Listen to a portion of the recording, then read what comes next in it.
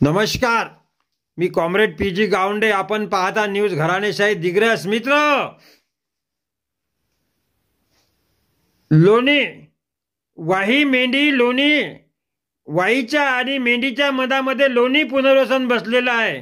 पूर्वी ते सावंगा लोणी म्हणून नाव प्रकाशित होतं. तो नदीच्या काठावर लोणी होतं. ते त्या लोणी गावामध्ये पूर येत होता.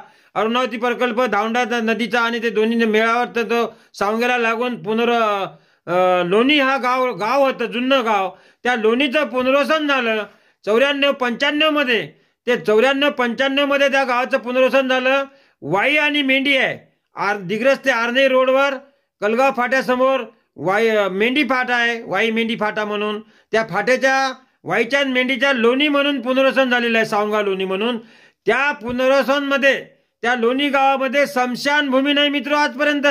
पहा, 94-95 मध्ये पुनर्वसन झालं त्या लोणी गावाचं. त्या गावाचे पोलीस पाटील आहे, त्या गावाचे सरपंच आहे, गटग्रामपंचायत फुलवाडी आहे ते, आणि त्या गावाचं नेतानगर आहे त्याला अटॅच. त्या गावाला स्मशानभूमी नाही म्हणजे किती दुर्भाग्य म्हणावं त्या गाववाल्याचं. विकास पुरुष म्हणतात एकीकडं. विकास पुरुषांचं लक्ष आहे का त्या लोणी गावाकडे, का मतच मागायचं आहे? म्हणून त्या लोणीवासियांचं, लोणी गावकऱ्यांचं म्हणणं आहे, परवाच्या दिवशी श्रीराम गावंडे म्हणून वारले आता 2-4 दिवसाच्या पूर्वी. त्यांच्या मैतीला गेले होते. त्या ठिकाणी घराणेशाही न्यूज चॅनलचे संपादक त्या ठिकाणी पोहोचले होते मैतीला, सोयरी असल्यामुळे. ते त्या ठिकाणी पहा, त्या शेतातून रस्ता दिला त्या माणसाने. कुठं ते रस्ता देणाऱ्या शेतातून रस्ता कसा असते? पाऊलसगर. आणि पाऊलसगर जाताना पाऊलसगरांनी हे जे मयत घेऊन जातो आपण खांद्यावर, प्रेत यात्रा खांद्यावर नेते, मानवाची प्रेत यात्रा 4 माणसाच्या खांद्यावर जाते. पाऊलसगरानं 4 माणसाचं घेऊन चालता येते का? किती मोठी खराब गोष्ट आहे ते.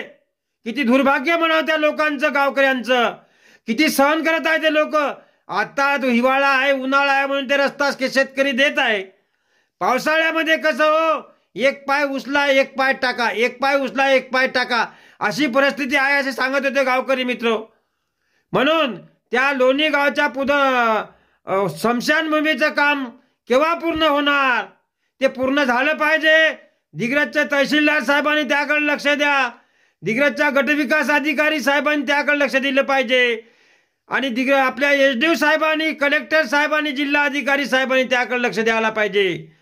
तंटामुक्ती म्हणतात, मोठा गावगावचा गाजाबाजा करतात तंटामुक्तीचा. त्या तंटामुक्तीवाल्यानं ठराव घेतला म्हणते, ग्रामपंचायत ठराव घेतला, तहसीलदाराला दिला, तुमच्या पंचायत समितीला दिला, पंचायत समितीमार्फत जिल्हा परिषदला दिला. काय झालं त्याचं?